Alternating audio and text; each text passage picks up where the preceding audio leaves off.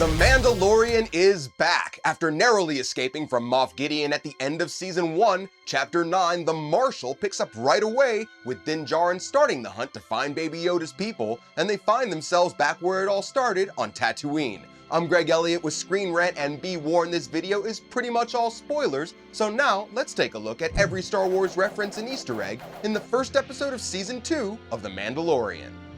At the beginning of the episode, we see streets lined with anti-Empire graffiti depicting stormtroopers and droids, with one piece that kinda looks like Darth Vader, and even one that resembles C-3PO, although there's no reason for that to be him unless some Ewoks with spray paint happen to pass by. I'm here to see Gor Koresh. Enjoy the fights. And as usual, there's plenty of familiar alien species in the episode. We've got Twi'leks, Gamorreans, a Zabrak, a Weequay, Tusken Raiders and their dogs, Banthas, Jawas, a rare sequel trilogy call-out with someone wearing a mask like Constable Zuvio from The Force Awakens, and Gor Koresh, who's played by John Leguizamo, mind you, is an Abyssinian whom we were first introduced to all the way back in A New Hope.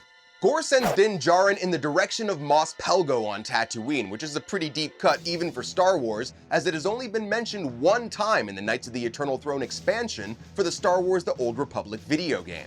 And here's an interesting one. When Din leaves Gor hanging, he drops the line, "I swear by the Gatra." The only Gatra in canon is a droid rights group first mentioned in the Tarkin novel, which seemingly wouldn't have much to do with an Abyssinian gangster, so while the word has been used before, we're not entirely sure what he means by it.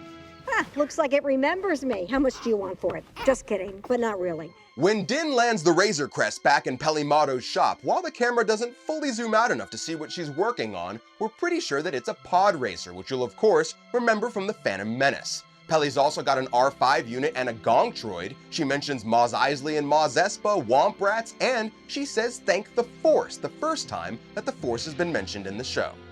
Timothy Oliphant appears in the show as Cobb Vanth, the Marshal of Mos Pelgo, who was first introduced in the 2015 Aftermath novel. He also shows up wearing Boba Fett's armor, which we learn he got off some Jawas. He drives a speeder that also looks to be made out of a pod racer engine, and like a lot of the show, his initial standoff with Din Djarin gives off some classic Western vibes, a la The Good, the Bad, and the Ugly. Oh, and those Jawas? They had an R2 unit in their sandcrawler, as well as the head of some poor CX-3 droid. Thanks to this armor, I've been able to protect this town, but a Krayt Dragon is too much for me to take on alone. The episode also centers around and gave us our first ever full look at a Krayt Dragon, which did first appear in A New Hope but only as a skeleton, and has made a few minor video game appearances since. And at the end of the episode, a Tusken Raider pulls out an extremely valuable Krayt Dragon Pearl, which were mentioned plenty of times in the old Legends universe and were reintroduced to canon in the Star Wars Commander video game. We also got a direct reference to the destruction of the second Death Star, another appearance of an ice cream maker Camtono from Empire, and this one is filled with silicax crystals, which were first mentioned in the book Aftermath Empire's End.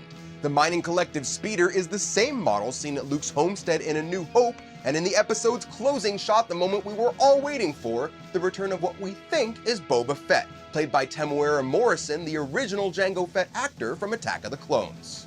We're dying to find out how he survived getting eaten by a Sarlacc, and he'll probably want to get his armor back, so we're pretty sure that we haven't seen the last of him. So make sure to keep up with us every week as we dive into all of the Mandalorian Star Wars callbacks and references. I'm Greg Elliott, thanks for watching, and this is The Way.